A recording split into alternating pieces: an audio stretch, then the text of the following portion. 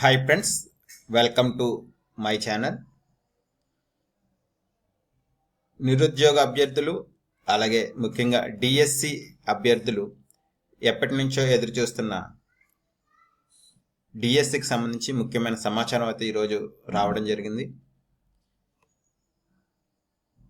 ఈ ఎన్డీఏ ప్రభుత్వం వచ్చిన కొత్తలో మెగా డిఎస్సి నోటిఫికేషన్ సంబంధించి నోటిఫికేషన్ అయితే రిలీజ్ చేశారు. అలాగే దానికి సంబంధించి టెట్ కూడా జరగడం జరిగింది.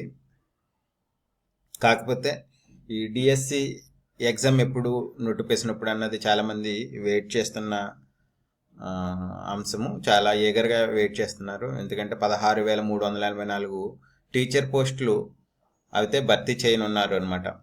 కాకపోతే ఈ టెట్ రిజల్ట్ ఇంకా రిలీజ్ కాలేదు. యాక్చువల్గా టీచర్ ఎమ్మెల్సీ ఎలక్షన్ వల్ల పోస్ట్ పోన్ అవుతున్నట్టు కూడా ఈ మధ్యలో ప్రకటించడం జరిగింది. అయితే ఈరోజు ఆంధ్రప్రదేశ్ ముఖ్యమంత్రి శ్రీ నారా చంద్రబాబు నాయుడు గారు ఇప్పుడు ఈ తాజాగా జరుగుతున్న అసెంబ్లీ సమావేశాలు, ఏదైతే బడ్జెట్ సమావేశాలు ఉన్నాయో అసెంబ్లీ సమావేశాల సందర్భంగా గవర్నర్ గారి ప్రసంగానికి ధన్యవాదాలు తెలియజేస్తూ ఈ టీచర్ డిఎస్సి పోస్టుల గురించి అసెంబ్లీలో ప్రకటించడం జరిగిందనమాట.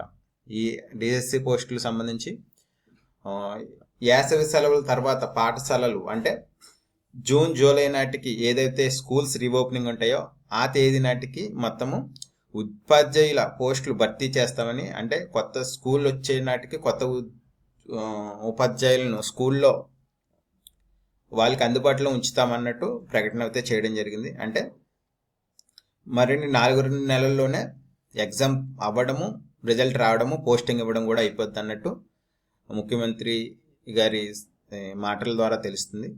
అందువల్ల ఇప్పటి వరకు వెయిట్ చేశారు. ఈ 4 నెలల టైం అయినా సరే మీరు వినియోగించుకోండి. ఎగ్జామ్ బాగా ప్రిపేర్ అవ్వండి.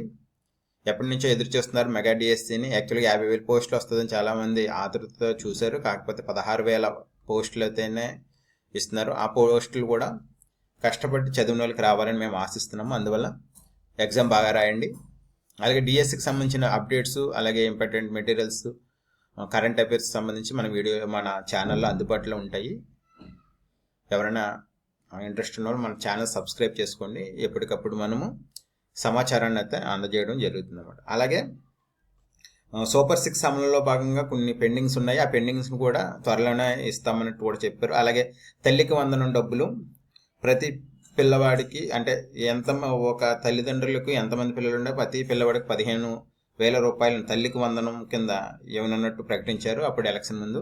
ఆ సొమ్మును మే నెలలో ఇస్తామని చెప్పేసి ప్రకటించడం జరిగిందనమాట. అలాగే అన్నదాత సుఖీబాబు కింద ప్రతి రైతుకు 20,000 ఇవ్వనున్నారు. అది కూడా త్వరలో ఇస్తామని చెప్పేసి ఇవ్వడం జరిగింది. అలాగే ముఖ్యంగా నిరుద్యోగులకి నెలకు 3,000 భృతి ఇవ్వనున్నట్లు అప్పట్లో ప్రకటించారు. అది కూడా త్వరలో ఇస్తామని చెప్పేసి ప్రకటించడం జరిగిందనమాట. యాక్చువల్గా డిఎస్సి అభ్యర్థులకు అలాగే నిరుద్యోగులు కూడా ఇవి కొద్దిగా ఊరటనిచ్చే అంశాలు. త్వరలో ఇవి సాకారం కావాలని మన ఛానల్ తరఫున ఆశిద్దాము. Thank you friends, thank you very much.